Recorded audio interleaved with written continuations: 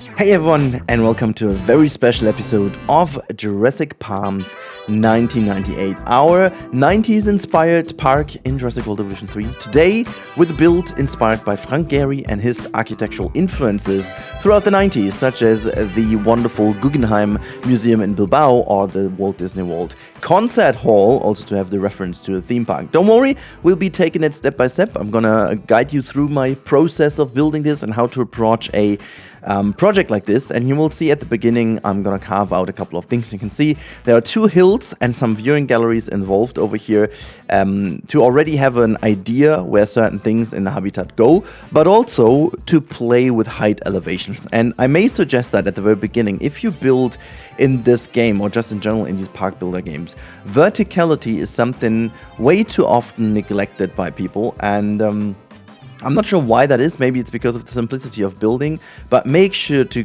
plan that into your builds. Also, planning is a very good segue into our second part. And this is again, and I talked about so often about this, but modules and blueprints will help. These walls we're building in the background, you'll be able to grab from the workshop just as that build, and the viewing gallery itself as well. It's going to be in the workshop as of now. You'll be able to grab it. Now, this is very important because, I'm lazy. You want to be lazy too, I guess, in this game. You don't want to spend a bajillion hours to build individual fences. So what I'm doing is I build a fence blueprint, one module, so to say, and I'm creating variants of it, which I'm then going to copy over and create like a wonderful barrier for the habitat. And especially here with the T-Rex, I wanted to build something more substantial, something big and bold, and using the rock pieces to cover the concrete side. I tried these kind of wonderful rock shapes we have, but they were too small, so I went with the normal rocks, and one target was to not have them go through the back of it. I wanted to really make it like just as Zeus would do it. You'd have like this wall, and then most likely you do that with like fiberglass kind of pieces and, I don't know, moduled fake rocks. I think that's what you would do. But yeah, you can see I'm creating a couple of different variants from it, 3 that is, and then we can copy those 3 around, and you'll be able to tell relatively simply how quick that is going to work. And so you don't risk of having a too crazy repetition in the pieces. Like, if you just want to create one module, that's fine, and you're way more lazy, but it's going to look very repetitive because it's like the same over and over again. So what I did, in fact, is I used the 3, and then I switched the kind of the the difference between them out. I switched 1 2 3 1 3 1 1 2 3 1, and like making different rows of it, and then copied them over, so I have even more of a versatility in it. Now, that said, this was only the preparation for the big one. Now we are in the big one, and the big one obviously is the Gehry kind of architectural style. And if you want to punish yourself because you've done a mistake, or you just hate yourself, I don't know, this may be the style to go for in the game. I'll blankly admit, I would not recommend build anything like that if you don't have too much time or too much patience. This was horrible, absolutely horrible, but it paid off, and so I'm happy. Now, as you can tell, I was building in a different way than usual. So I first of all searched for a lot of these metal pieces, but it turned out that the only metal piece that was really good for or suitable for this case is the copper piece. And the copper piece is nice, but we don't really have that many pieces of it. So I needed to work my way around with the individual copper pieces, and I created myself like a roundish blueprint, and then I started making these shapes. Now, the problem is, and that is actually a bigger problem, the more you go into different rotations and curves, the curves will create, obviously, seams that you have to fill in. And with this bigger pieces, it's very hard to fill in these seams and like open spots. And the more you go in, and you will see, you create these kind of open spots as you see over here. So what you then need to do is to use smaller pieces, but as I'm putting them in the way I do over here, they create obviously a bit of a weird texture that you need to somehow hide in the whole process. And I then created myself a bit of a different structure here to start copying around. Usually what I would do is I'm going to use the angle snap to my favor, because at least one of the few of the 3 axes you're using, you should definitely use with angle snap, because if you don't, everything is like in a free form kind of rotation, and then it's super hard to match that with another piece. If you at least stay at one axis with angle snap of 15 degrees, because that's the lowest you can get, at least that one angle you can then keep and, you know, go on with that one relatively simple. So this is what I did. Mostly on these corners over here, I kind of created a 15 degrees inwards angle in order to just be able to copy these over. That was a lot more simple, but for most of the parts, I needed to completely go in and do this everything manually by hand and creating these roundish shapes. And you can tell that was relatively tedious, but here you can see this is exactly what I meant. I'm copying this over and I'm flipping this over with a angle snap of 15 degrees, and that just kind of creates this inwards curve in a nice angle. It just helps to, you know, give you still the illusion it is round, but in some cases is not like perfectly round. If we were to have lesser angle than 15 degrees, obviously you can make this all look even better by going down to like 10 or 5 degrees. You make that even more roundish. It's not like the polygons in 3D art, I guess. You know, the more polygons you use, the more vertices you use, the better and the more round the whole kind of thing looks. So yeah, I guess that's potentially one way of tackling it. But skipping forward, you can see I have done quite a lot in this build, and now it was about filling in the gaps that are left, and oh boy, there were some of them. But I did a good job in keeping some of the areas relatively open, but this specifically over here, that was a hard one, because this is where I made my mistake, and I did not use one single angle snap dimension, if you will. And so I needed to kind of find a way to make this nice looking, clean looking, without breaking some of the angles. And I actually needed to redo this a little bit by raising this to have that inner part covered and just make it appear as if it's very seamless, which worked out surprisingly well. And I even went in and cleaned off some of the sloppy areas that I haven't worked too nice with earlier in this build, because the longer I built in it, the more I got the grip of it, and just found ways to make it a bit more nice looking. And then at the very end, I wanted to also have like a huge kind of gallery entrance, which most of the Gehry builds feature, at least the ones I took reference from. I mean, there are a lot. Maybe I should take that moment, because this is now a couple minutes just me building a very roundish, nice front roof, which is super cool, by the way. But it also was a bit of a tedious process. You can see I'm using, again, the way of making sure it is a curved one and have two curves in one. The one curve is slightly to the side and the other one is to the front. So yeah, making that super dynamic. But Frank Gehry, as an architect, you know, has been around for longer than only the 90s, but I think most of his very iconic builds are from the 90s, and in the 90s there were most of these you can see with the huge metal kind of stuff. As I said, it's not only the Disney Concert Hall, but also in Düsseldorf, like where I'm living and working in a way. There we have the Gehry buildings. We have, as I said, in the Guggenheim Museum in Bilbao, but there are also other ones in Berlin and so on. So, you know, quite a lot of stuff from the 90s. And I think he is so iconic for the 90s that this is the perfect fit for this specific project over here. It was obviously a very, very hard task to do, and I absolutely didn't like myself for that. It's been a very hefty week for that sense that I couldn't do any other content than just that build. It took me way over 20 hours in total. That was a tedious process to begin with, but also at some point I began to be very perfectionist about certain areas, and I went back in and fixed a couple of areas, which then meant I needed to fix some other areas as well, because they couldn't hold up with the new area. And so, yeah, the build itself took way longer, way longer than I initially expected, simply because I thought if I have the first kind of shape, then it would be easier to copy that one around. But I didn't calculate that the pieces in the game, obviously, don't work as expected, because I don't have lesser angle than 15 degrees, and so it wasn't easy to match the different curves. And yeah, at the end of the day, I did what you can see right now on screen. I did everything by hand. Every single alignment piece is aligned manually, and yeah, that was a process, I should say.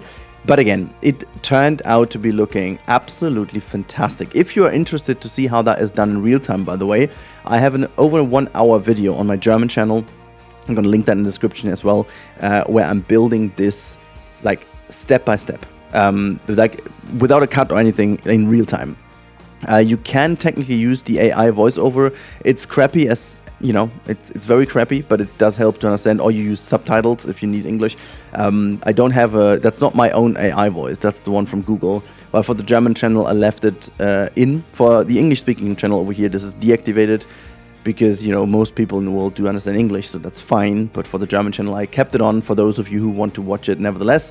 But don't worry, it's not my voice when you're hearing that. Anyways, back to the build. I then took inspiration again from Guggenheim in Bilbao, where I, you know, make this kind of fountain in front of it. There's also like a water, like a bottom of water in front of it, that is like a huge fountain, and I took the inspiration from that one. So the front of the building is definitely super inspired by the Guggenheim in Bilbao, and the back of it definitely has some vibes from the Disney concert hall. So I took those two as a mega inspiration to make sure that, you know, this is all good and fine and nice looking. You know what's also fine and nice looking and very nice to have? Well, that's a good discount on games, especially when there is Black Friday coming very soon. So ensure you are on Instant Gaming via my linky. From the 28th onwards to beginning of December, there's going to be Black Friday sales, and that is going to be insane. You get a lot of discounts on your favorite games, DLCs, and blah blah blah whatnot. You support me directly, which is great, but you also help yourself by getting games for a lower value. And as always, make sure to compare prices now and then. So, you know, sometimes it makes sense to just buy them now as well. But hey, that's it. Just a little plug for that one. You helped me directly. That's nice. But now back to the build. And the last part of the main bit, the main build, is really fixing some of the seam areas and corners that I haven't been able to fix before. That was the most tedious process, and I just included a couple of frames here to show you what I was doing. But oh boy, that took way longer than I expected. Like, I did close up all of these little areas to make it look really, really clean and flowing and nice, and I believe I have succeeded very nicely in this build. I'm mega happy. Like, I can't even stretch how stress, that's the word I was looking for. I can stretch though. If my back hurts, I do stretch a little. You know, I'm a camel. I need to stretch my back quite often. Anyways, but I can't stress enough how happy I am about the final outcome. Sometimes the whole pain you go through is super worth it, because you see the end result and you're like, oh my god, that looks so nice. And you'll see in the real-time part exactly that. It's like, it is the one iconic build I wanted to make for the park, and that is really throning above most of the areas and getting the main attention from the people to go here. It's visible from the highway, it's visible from the entrance, it's visible from the main roundabout we have in the center of the park. So it is super visible throughout the entire park, and this is going to draw the attention from the guests through the entire thing. And I even made sure that we have a hatchery that is also kind of styled in this wonderful style. Yeah, well, anyway, done in this architecture. I must admit, though, that specifically for the hatchery, it kind of reminded me of the first Hunger Game movie, like the central horn, or how that's called, the central element where they start. That looked very similar to that one, too. I believe they also have... They got also inspired by Frank Gehry builds, I guess, in general, which have something very modern-esque in it. It's very futuristic. He also got some other styles as well, but like this one, for me personally, this kind of metallic one, is one of the most iconic ones to go with, and it's very easy to recognize. So the last bit of today's video is something that is always ever so important, and this is making sure the details hit home. Now, you could call it a day with this wonderful build in the center now, and this great soundtrack. I'm still in love with that one. It's so vibey, 90s, 80s. Ah, got it. Also, today's Stranger Things Wednesday, so that's also fitting for the style we're going for, even though obviously it's 80s. But yeah, I'm not sure. It has to be late 80s now, right? Because it's, anyways, they've grown up a little bit. But don't you worry, we're not talking about that one. Let's talk about this build. Using some of the statues here for the Tyrannosaurus, because they are cool. And the last bit is I'm going to make sure that the habitat itself looks nice. And it's kind of fun, because the habitat itself definitely took the least amount of time overall, because everything laid out makes the habitat already. But I wanted to make this still very interesting for them to roam around, making sure that some of the areas are nicely connected, having some of the rocks in here, making sure that some of the edges are nicely filled in, and also took out a couple of repetition, like slight chances of repetition from the walls, let's put it that way, by putting in some more rocks here and there to make it break a little bit with the mood of the wall. And then I also put some individual plants in to make sure that it all looks good. I also wanted to play a bit more with the verticality, so I put in a bit of a huge item here to get in the idea that this is the backstage area. So this kind of fake rock over here could be the hall for where the shelters are for the animals and the inner areas, backstage areas. That's definitely something I kept in mind over here. And then, yeah, as I said, I'm gonna put some trees in spaces that the brush wouldn't put any, and just to make sure that it kind of fits in with the vibe of the whole habitat. I gotta say, this process is the most fun one because the rest is almost done, and the only thing we are doing in a bit is like another viewing gallery, which technically isn't a viewing gallery, but I'll get to that in a second. But yeah, you can see all these details help to sell the idea of the habitat. And you can see this is the other area. Like, I built the front, which has a super nice viewing. We've got the tower viewing and the normal viewing gallery, which is also slightly raised, so you can really oversee a lot of this habitat. You can really see a lot of the areas. You'll be able to have a fantastic view of the Tyrannosaurus. And what I also did is I threw a couple of items and props in to give the idea that they actually have some enrichment items, which is obviously something we don't really know about because we've no idea how these animals lived and so on. But I put a couple of things in to make it a bit more interesting and interactive, you know. This archway over here made out of these containers is usable by them, and they actually use that very nicely to go through into their back area of their habitat. So that's really cool as well, having this bit of a transition point. And yeah, last but not least, I'm going to make this kind of fake viewing gallery over here. I left this open specifically at this spot because that is the area where you get the views into the second part of the habitat that is not visible from the main viewing gallery building. And so I put another one in with a kind of a small little plaza, using a couple of concrete pieces to blend it in with the pathway, and just kind of got over the weird looking edge here, and just making sure that this all feels like a coherent build, you know, feels like getting connected with the materials and so on. I think it really brings together the mood of the area, but also the chances to create some iconic looking stuff yourself. I use these roof panels, glass roof panels. I do hope we get some newer glass as well, better glass, but I went with this one and I put like a huge kind of railing in front of it, like iron guiders and iron stuff to, you know, make sure they don't crack the glass or the dinosaurs are not attacking the glass in any way, even though it might be a little too high anyways, but they could at least go there with their snout theoretically and crash against this. So I wouldn't guarantee that otherwise this would be a safe place. So this is why I opted for a very stable and big kind of viewing gallery using these iron elements in front of it, which also adds a bit to the realism, to be completely honest. So I'm fine with this. And I put a couple of nice little realism aspects in, some cameras, some energy providing assets, and like some benches, bins, and not palm trees, but like canopies and parasols and all these kind of things, just making sure that this area looks a bit more filled with life. And then I also came up with a bit of a fountain. I wanted to make like a little fountain over here that just kind of plays with the idea of having a Tyrannosaurus in it as well, just like using some of the in-game pieces in a very easy and simple way. It's not like the most crazy fountain I've ever built, but it's definitely working, and so I'm happy with it. I'm also kind of happy that we can scale these fountain pieces. That's super cool. They act like a very nice piece, and if you use them and align that properly, it just kind of looks really cool. And I took a couple of these things in, just making sure that we have this wonderful idea of of just like a nice little fountain.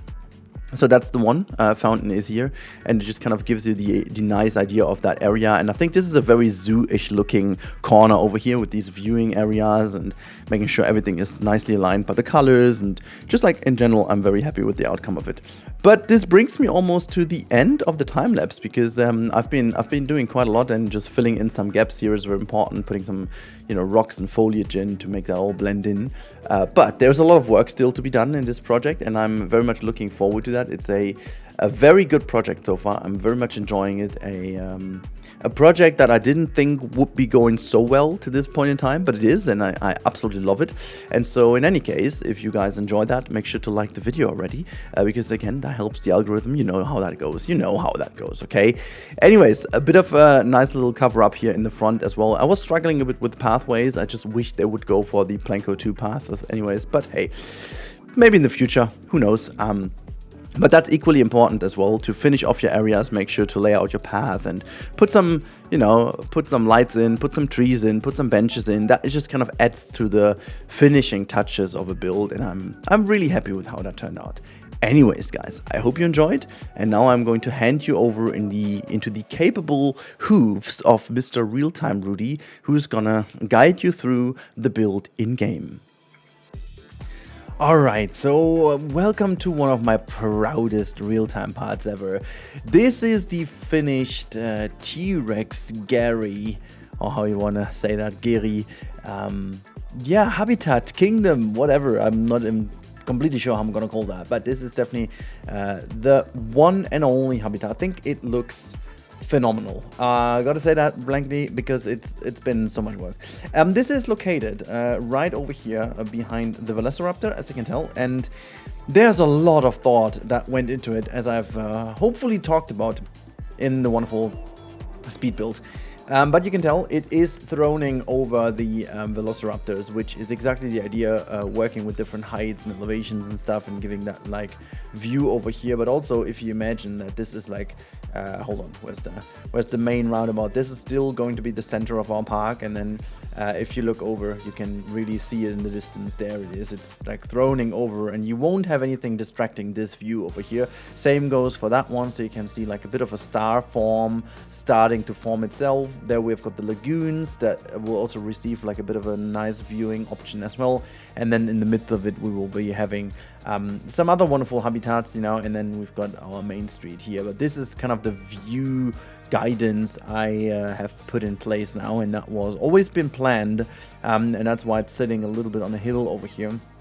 Quite a lot of traffic going on here with the people, which is exactly what I wanted to have. But yeah, let's have a little look into the habitat itself, and yeah, there you go. I think everything about this is really, really perfect. So the idea of the whole thing, you know, having that main facility here really interconnected, and then, you know, there could be easily some underground connections between the main viewing galleries, the hatchery, and then some backstage facilities hidden in a fake rock over here.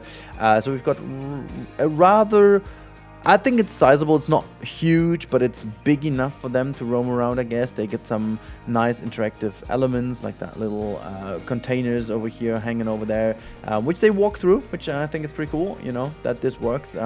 They do actually walk through here very carefully, very nicely, you know, walking through that thing. We've got some little wheelie bins roaming around, some tons or so in the water, just to give the idea of them having actually interactive stuff. And then we got this little food thingy on top of the hill for a very good reason, simply because this is the perfect viewing spot. You can see everyone is gonna have a watch, but if you're over here, you got a very nice spot of them eating there. But the same goes when you're down here in that viewing gallery. You get that kind of nice heroic from lower angle shot of it eating. So that's basically the idea.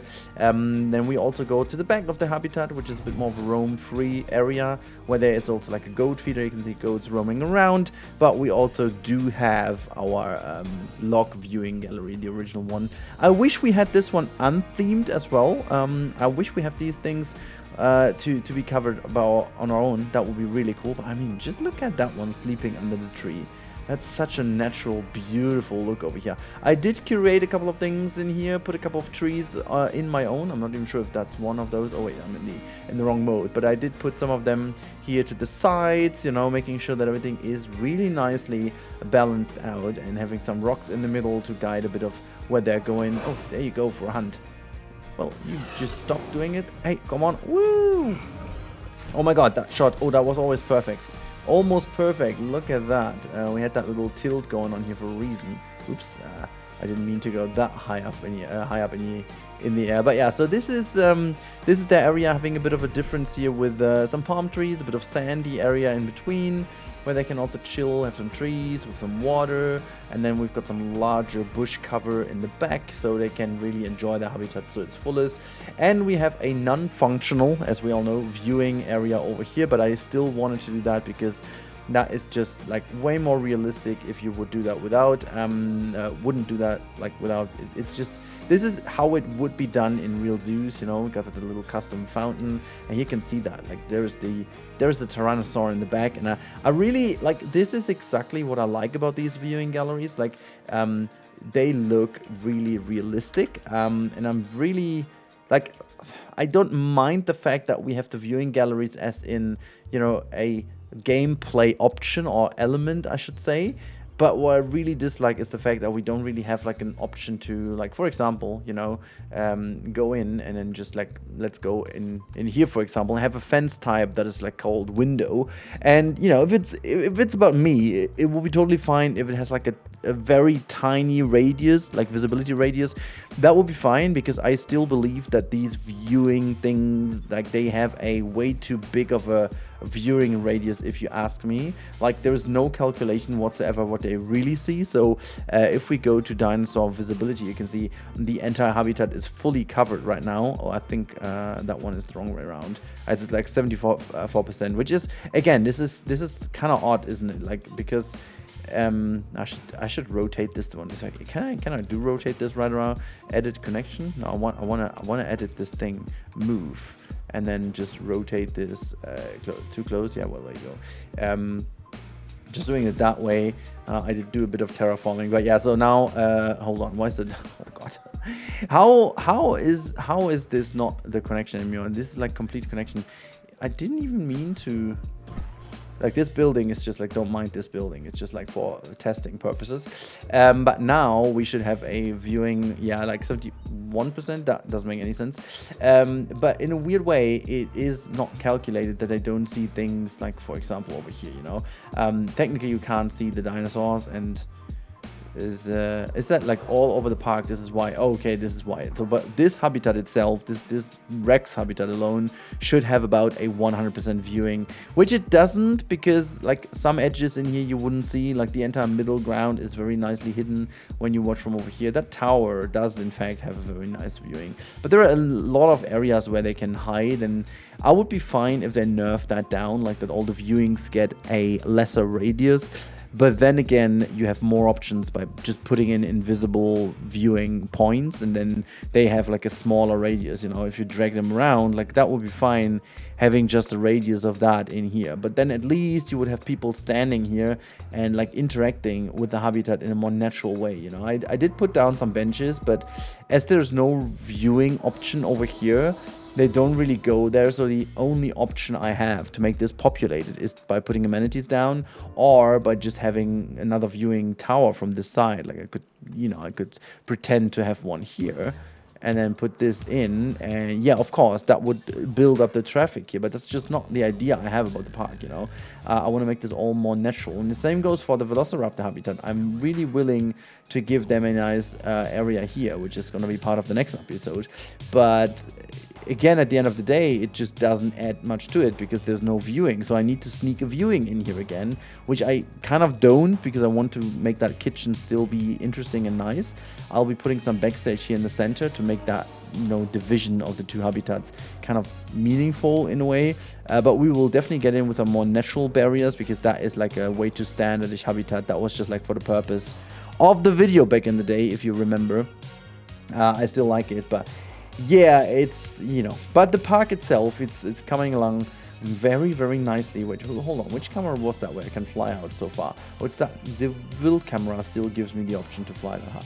So, that is the overview of our park right now, and we are growing ever so much more. You can see last episode we ended up with the lagoons, which obviously filled in a huge chunk of the map, but now in comparison, the T-Rex Kingdom, which almost took more work than the entire lagoon did, but it fills in just like a small area. It's almost like the encounter habitat down here. But you can tell, obviously, the tour track is in here for a good reason. So we are going to populate that as well very soonish in the future. I have some really cool ideas what to do, what not to do, but we'll see about that. I've not fully yet made myself up which way I'm gonna go, because I need to kind of, you know, direct a couple of the views. Like, as I said, we can also maybe drag one in just to give you the idea. So there's going to be, and I'm going to use that classic luxury one, and I'm gonna drag that out somewhat like so. Like, viewing wise, just really it's not going to be straight in the final one, because that's going to look way too boring. But we'll, you know, we actually can do this already. We're going to have like a straight one from over here, but it's going to be winding a little bit like so. It's going to be a bit more interesting, a bit like this. And then there's a tour track. Yeah, just like so. And then connect this back up here. So that's going to be one. And then, as I said, that is another viewing I want to go for. So the other one is going to somewhat, you know, curl around that area here. So a bit like so. Not sure where exactly this is leading, but like this forms then another V-shaped kind of habitat that goes in the center and maybe gets a bit of a bigger area here in the center. But what it does is it does connect the areas pretty nicely. As you can see, the height will be changed as well, because that's looking super dull. But, you know, having those two and then discovering always guided by one of the viewing options. Here you're dragged by that one, here you're dragged by that one. So really going in with the idea of making this a proper theme park, but yet again zoo, giving you all these interesting options and so on. Still have to populate the parking lot a little bit more. You know, the further we grow this thing, the more it's going to be populated. You can see there's a bit more going on right now, more guests in the park. I'm not even sure how many we do have. Let's have a quick look. 2,100. So actually we grew quite a lot with the new habitats. We were always idling around like 900 or so, but that is a good number. It's a really good number. So yeah, I'm really proud. And now, guys, it's up to you. Please let me know in the comments what you think about this build. I think personally it's my best build in this park. I know I've been doing a couple of nice ones, but I think everything about this build just fits in. It is the perfect showcase to why Jurassic World Evolution 3 is just so much better of a game compared to the last two, but still has that essence of a Jurassic Park. I think this mixes the best between a zoo game, a proper zoo game, and also like the simplicity is maybe the wrong word, but like the iconic idea of these Jurassic World habitats in a way, you know, enriched by a lot of the capabilities we now get from the game. How the heck are you standing there? That looks very physically unhealthy, but okay. If you don't mind, just do it the way you do. But yeah, again, as I said, it's fantastic to see what you can do with this. You can also zoom out and make that kind of very odd isometric view. Oh my God, I can't even zoom out more than that. And also the LODs go crazy with that. It's like a shame. I want to do like a hyper picture with this.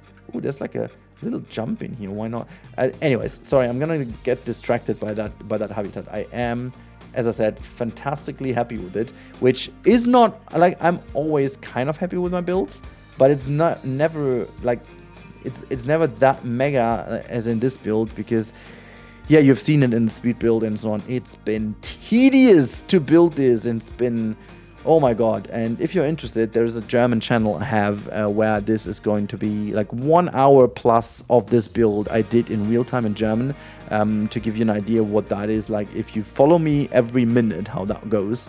And you can tell how little we actually get done in 1 hour because of the process behind it. But yeah, so I'm rambling. I want to stop now rambling. You guys wanted to have more insights about my builds rather than rambling, so I'm trying to, you know, follow that idea, and hopefully you guys enjoyed the episode just as much as I did. And if you did, please consider subscribing and liking or whatever to help the algorithm understand you actually liked it. And well, I wish it would be able to read your mind, and you know, then it can follow that you liked it. But as it doesn't do that, please take action. That would be very much appreciated. But until then, have a good time. Thank you so much, and goodbye.